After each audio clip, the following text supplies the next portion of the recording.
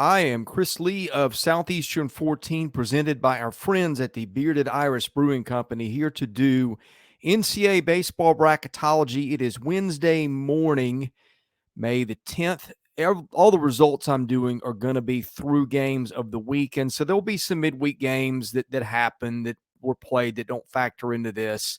I don't really think that'll be a big deal, but in any case, let's get right to it.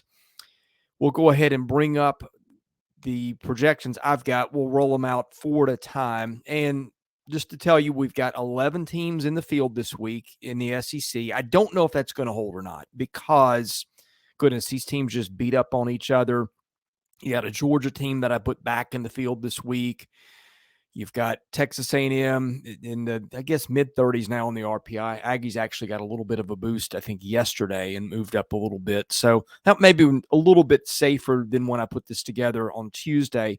But in any case, we're going to have 11 SEC teams in. We're going to have 6 SEC teams that will be hosting and 5 that got top 5 national seeds. You'll see those as we unveil them. But starting from the top, I've got Wake Forest ahead of LSU as the number 1 overall seed. I think most people are going to land there. I've got Wake playing Northeastern, which could be a 3, as a 2 in its regional. UC Irvine getting shipped out east because there's not going to be a lot of West representation in the hosting, as you will soon see. And I've got Wake across from Indiana State as the last hosting site. Now, Indiana State's resume, when you get into who it beat, it lacks a little bit, but Indiana State is number 7 in the RPI as of Wednesday morning. Played a tough schedule, played a tough out-of-conference schedule. It is running away, I think, with the Missouri Valley, or at least solidly ahead. I want to say Wake is something like, or excuse me, I want to say Indiana State, something like 19-2. Look, when you get down to this spot as the last few hosts, everybody's got some flaws, but I think a 7 RPI and a strong non-conference strength of schedule is something that usually is going to weigh pretty heavily with the committee. So again, for lack of a better idea, I've got Indiana State hosting, and double checking that record. ISU is 19-2 in the Missouri Valley. And I know the Missouri Valley, not the SEC or the ACC or the Pac-12, but you go 19-2 in any league and you've done something. So they get rewarded in my bracket for doing that. Okay, we move down to LSU, which would obviously be hosting, is the number 2 national seed. I would expect that's where most people have LSU this week. Southern Miss gets sent to Baton Rouge. That may bring back some bad memories for LSU fans. But in any case, a lot of people have Southern Miss hosting this week, or some do. When I look into that resume, I just don't see it right now. The RPI has got, I think, Southern Miss in the 20s, and maybe winning Conference USA would do it. But you just dig in, and I think Southern Miss is 8-8 against the top 50. That's just not a great resume. Biggest weekend series win was sweeping Dallas Baptist. Also took a series at Troy, which I don't have Troy in the field. I'll get into the reasons for that later. But I've got LSU hosting that regional. Texas State gets sent there. I think that was one of my last teams I put in the field, and Nichols, which beat LSU a couple of weeks ago in a midweek game. So anyway, I've got Nichols going to Baton Rouge in that one. Across from the Tigers is Oklahoma State, which gets a Dallas Baptist team that's been pretty tough. UC Santa Barbara, same thing. I think that was one of the last teams I had in the field, and Oral Roberts, which will be probably one of the better 4s outside the Summit lead. So that's a 4th of your bracket right here. Let's move on down to the next group. I've got Arkansas leaping Vandy this week for the 3 spot. Arkansas's resume maybe just a little bit better. It's a little bit higher in the RPI. I think strength of schedule is just a tick higher. Arkansas lost 2 fewer games. Both are 17-7 in the SEC.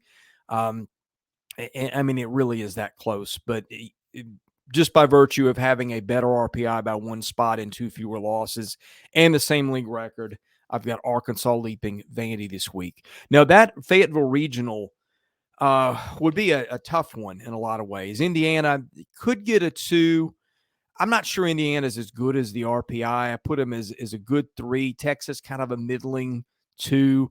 You've got your geographical rivalry there. And, of course, Texas will be joining the SEC.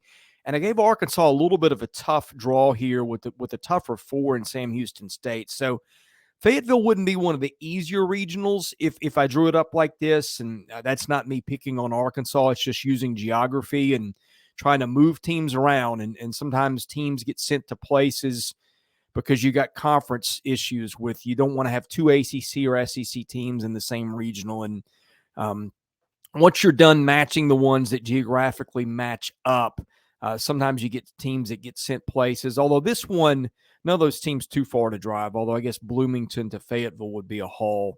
But in any case, I kind of stuck with geography there, and the Hogs got what would not be an easy pairing. Tell you who else doesn't get an easy pairing is Miami, if I've got it like this. Now, Alabama, I've got as a 2. You may see Alabama as a 3 this week.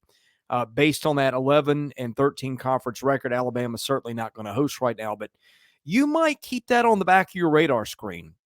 Alabama played really well against Vanderbilt over the weekend, took that series, I think won its midweek game. Alabama's 15 in the RPI as of Wednesday morning. So if Alabama can get to 16, 17 wins, and that's a lot to bite off. Let's see, Alabama has got to play at Texas A&M and Ole Miss, so maybe not.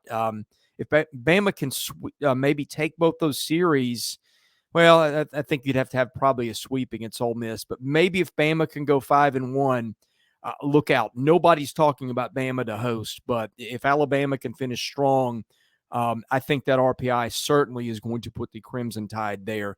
Arizona State won't be an easy 3. Arizona State, you could make a case as a 2, but it got swept this weekend by somebody out in the Pac-12. I don't remember who.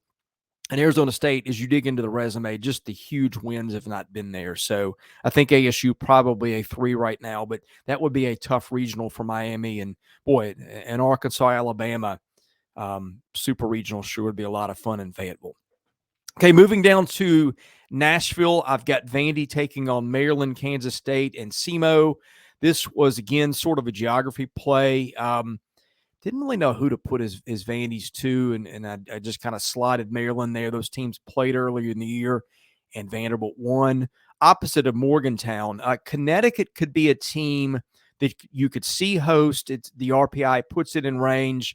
Geography certainly gives you some diversity there, which the NCAA likes. But as I dig into that resume, boy, just not a lot of huge wins there. I think when your biggest series win is over Xavier, which I don't have in the field this week, in beating Rutgers, which also I don't have in the field. Just not a lot there when you dig into the numbers.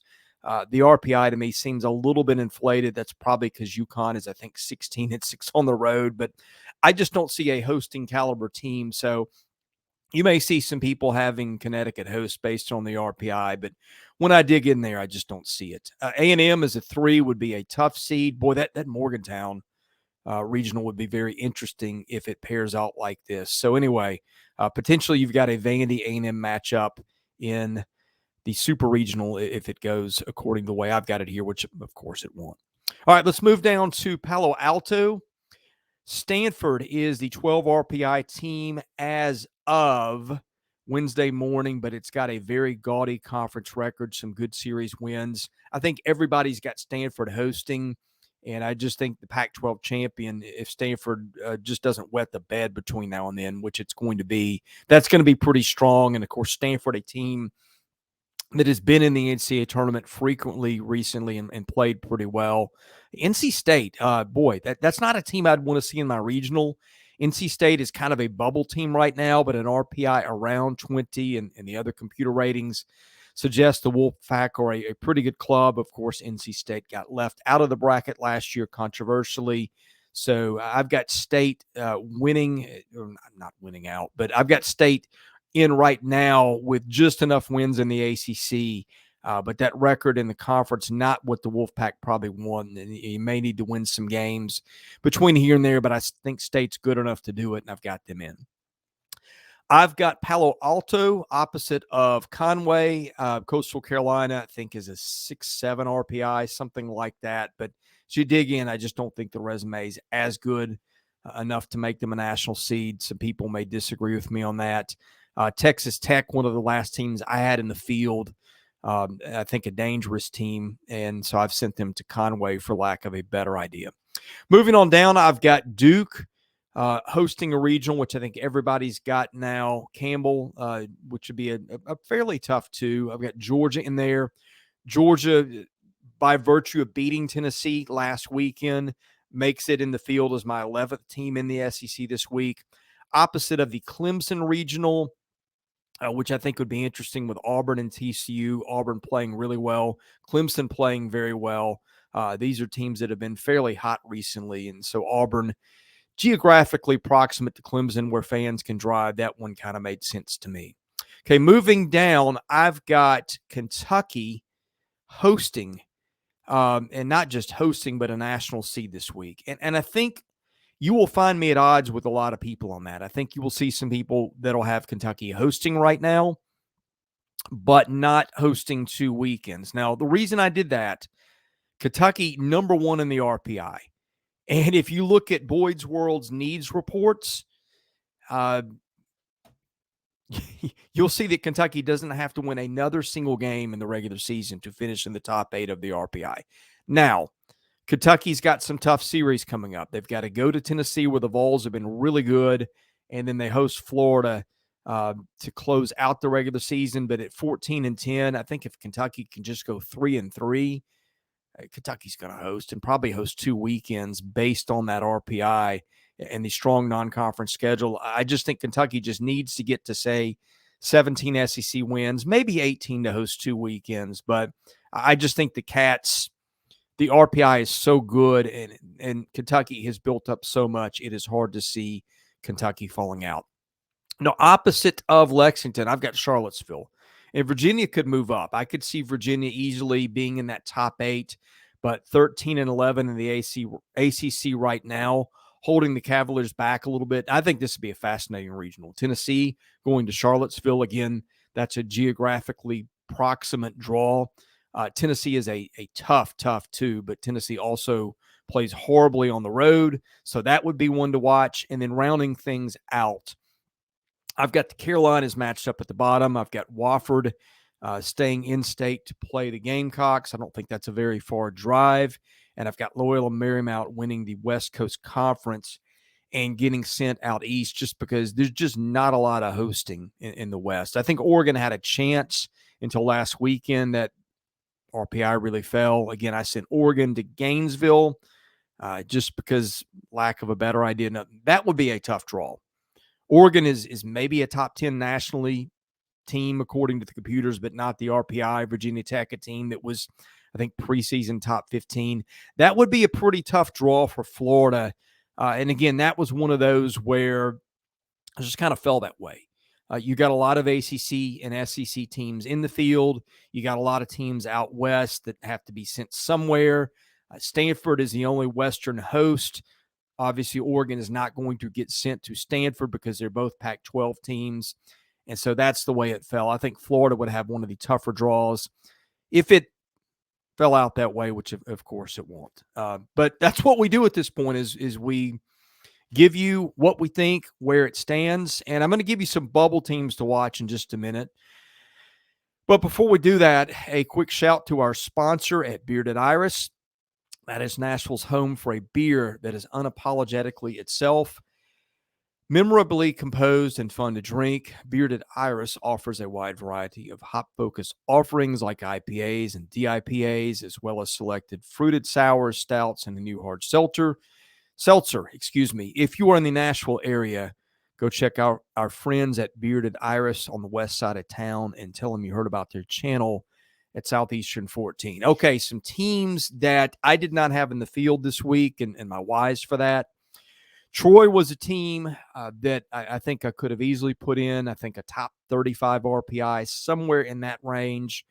But Troy just 13-11 in the Sun Belt.